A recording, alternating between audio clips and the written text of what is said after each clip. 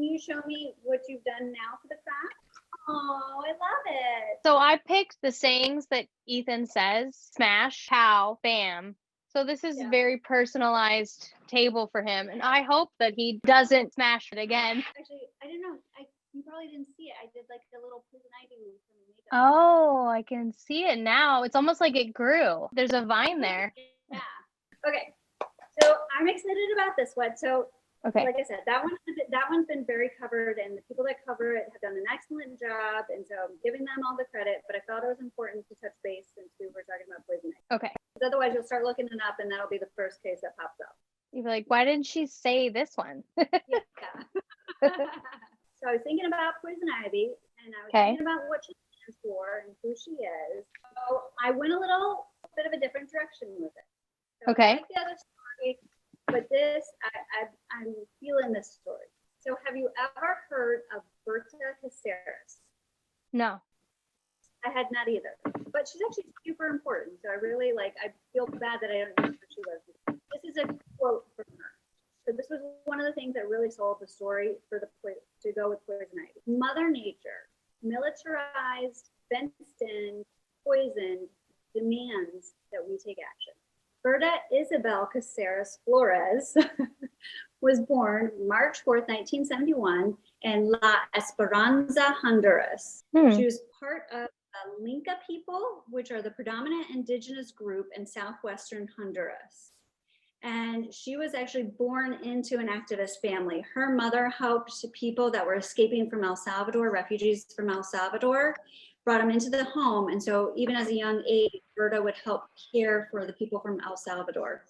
And her mom ended up running for government, and she was the mayor, and she was a congressman, and her mom had a really big impact. So that was who her role model was and who influenced her growing up. It was very ingrained in her to help other people and help her environment around her.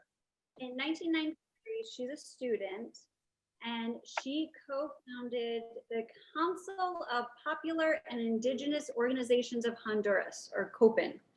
And it was an organization to support the indigenous people's rights in Honduras. And as part of it, she led campaigns on a wide variety of issues, including protests for illegal logging, against plantation owners, against the presence of US military bases on Linca land. She also famously supported feminism, LGBT rights, as well as wider social issues for the indigenous people. COPIN forced the government of Honduras to ratify a convention that it made it so that the government had to notify indigenous people if they were planning on doing any projects on their land, and they had to consult with them and basically get their approval to be able to do any projects on the indigenous people's territory. COPIN realized that really they needed to be able to grow, so they reached out to other organizations and made bonds with other organizations across the country and across the world, actually. And Berta actually famously was the person that reached out and formed these other bonds. So in 2006, she got a call from a group of people, of indigenous Linca people from Rio Blanco, and they asked Caceres to come and investigate an arrival of construction equipment to the area. So big machines are coming into the area, and they want to find out why. Caceres goes and investigates and finds out that it is actually a joint venture between a Chinese company called Sinohydro, World Bank's International Finance Corporation, and a Honduran company called Desarrollos Energéticos S.A., or DISA. And they had plans to construct 4 hydroelectric dams on the Gualforque River. Forgive me the name. I practiced it, but definitely I don't got my R rolling. Very important river to the Linca people. So the developers had obviously breached the international law by failing to consult with the Linca people on the project. And they were concerned actually for several reasons. The dams would compromise access to the water.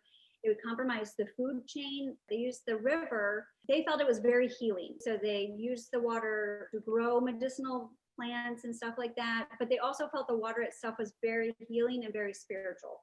So it was actually a big part of their community. Dams would obviously interrupt this. It was a very traditional part of their lives. So Caceres worked together with the community to mount a protest campaign.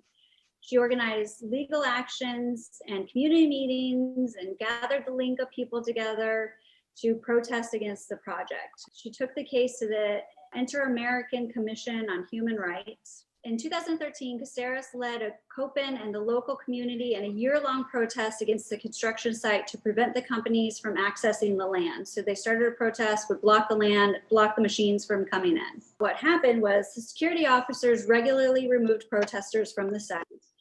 And on July 15, 2013, the Honduran military opened fire into the crowd and they killed one of the Copen members and injured three others. No. The people in the community reported regular threats, harassment from the employees and the security guards and the military that was in the area. In May of 2014, members of the Copen were attacked in two separate incidents that resulted in 2 members dead and 3 seriously injured. In late 2013, actually, because of the protests, both Sinohydro and the International Finance Corporation withdrew from the project. They're like, we're over this. People are protesting it too much. We're behind schedule. We're taking our money back. But DISA continued to keep their equipment at the site and continue to move forward with the construction of it. They actually moved their site. They kind of like secreted it away where they were going to build another dam so that there was less protesters there. And of course, they eventually figured out. What DISA did in the meantime was they gained the support of local business leaders and the local government and the local police. Basically, they put them on payroll, is what it sounded like. So local government authorities and then the local police were involved in the situation now against the protesters. They've got everybody against the people who are trying to do what's right. Yeah. So the officials in that area started filing charges against Caceres and other parts of the group. They were saying that there was a usurpation, coercion, and continued damages against DISA for their roles in the protests, which was alleged to have incited others to come in and cause physical damages to the equipment and to the property and to the company itself. So they were saying that they incited people to come in and hurt the equipment and destroy the area and stuff like that. In response to the charges, Amnesty International stated that if the activists were imprisoned, Amnesty International would consider the prisoners, they would consider them prisoners of conscience. What? So that was a very interesting term because really they hadn't done anything. It was, they were saying other people, they caused other people to come in and do it. So they were admitting, wow, they hadn't done anything themselves, but they were just having other people come in and do it. So Amnesty International was like, no, this is not good. That's not how this works. Yeah. So dozens of regional and international organizations called upon the Honduran government to stop criminalizing the defense of human rights and to investigate threats against human rights defenders. Okay. On February 20th, 2016, more than 100 protesters were detained by security while protesting, and threats against the organization began to increase. During the campaign against the dam, Caceres and other organizers were frequently intimidated by the military. And on one occasion, they actually were pulled over and like their vehicle was stopped. And the military and the police ended up planting a gun in the car and then saying, oh, you have weapons in the car. What the heck? Yeah, like Ew. like very well documented. They never traveled with guns. Obviously, they knew that they were being targeted. They searched the vehicle and they said, oh, yep, we found this gun in your vehicle. And now you're in trouble. Now you have to go to court. So they were arrested on weapons charges. They were detained overnight in jail. And then the court actually placed a hold on Caceres. They called it preventative measures so that she couldn't like leave. They would force her to come into court and sign in every week, stopping her being able to leave and join in the protests and organize protests and things like that. Wow. They held the measures in place until the case was dismissed in February of 2014.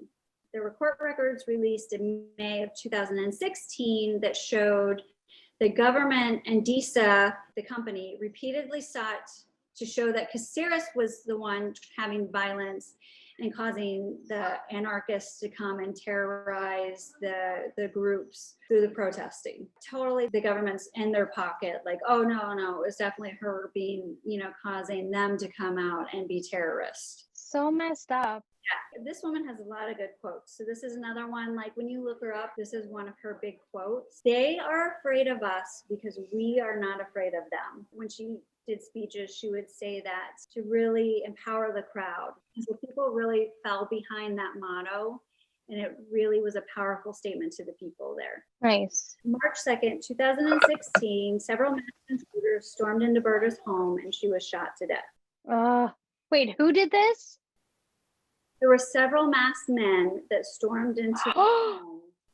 She was shot to death. She had a friend with her. The friend was also injured. I do want to tell you a little bit more about Berta because she really did achieve a lot in her lifetime. Even though she was under this tremendous amount of stress, under the thumb of this, the government agencies and people being paid off, she actually did accomplish a lot in her lifetime, and we have a lot to be proud of her for. In 2012, she was awarded the Shalom Award by the Society for Justice and Peace. She was nominated as a finalist in 2014 for the Frontline Defenders Prize. 2015, she was awarded the Goldman Prize for Environmental Defenders. Oh, wow.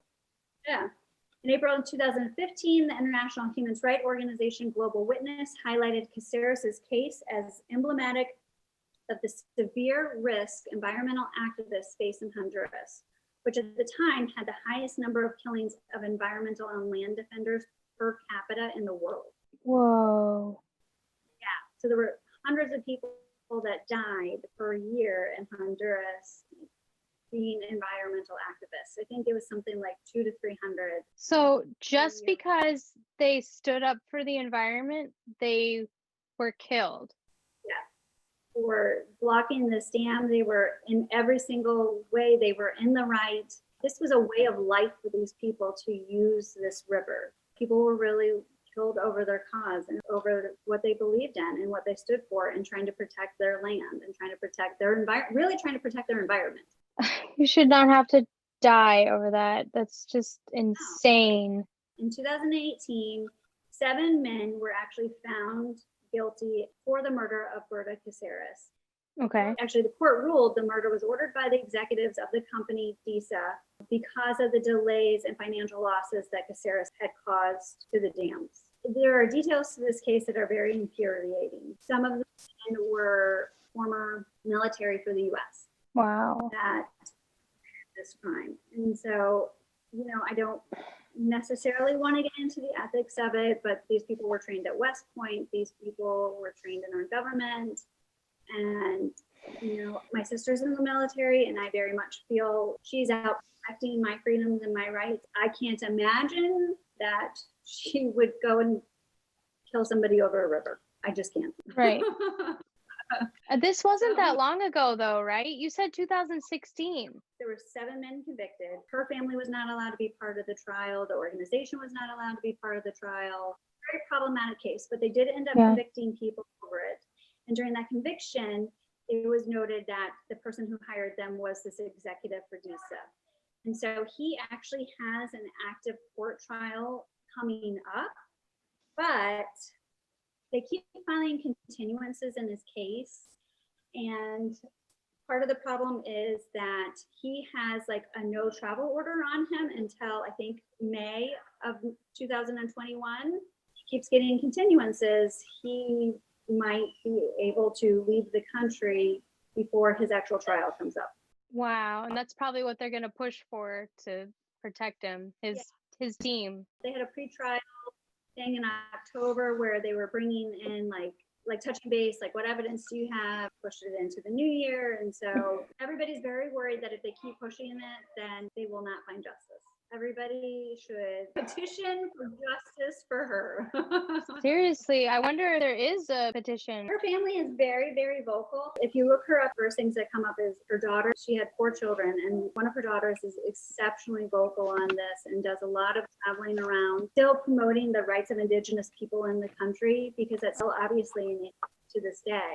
I feel ashamed that I don't know much about the activists in other countries that are being killed on a daily basis. You say you feel ashamed, but like they don't cover it. They take advantage of the fact that we don't know about it. Time goes by and then it becomes just a piece of history that we're like, wow, that happened. I could have done something maybe. Very much been a year of people's rights in our country, you know, standing up for people's rights and allowances and what's safe for people in our country. And to hear that people are still struggling for just basic rights in other countries, access to water, access to land, access to food, it was very eye-opening for me. You would think that our government would, I know we have our own problems in America, but you would think that we would step up more and help people out.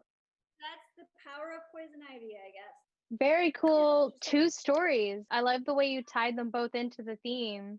Yeah, she's got Very a good cool. influence. I always like her. Yes. Well, of course. You identify with powerful redheads, right? Okay, so the table is like that, Beautiful. and then it's got the colorful legs. Every color that's here is one of the legs. So I'll take a picture of it when it's all together and you'll see it. Yeah.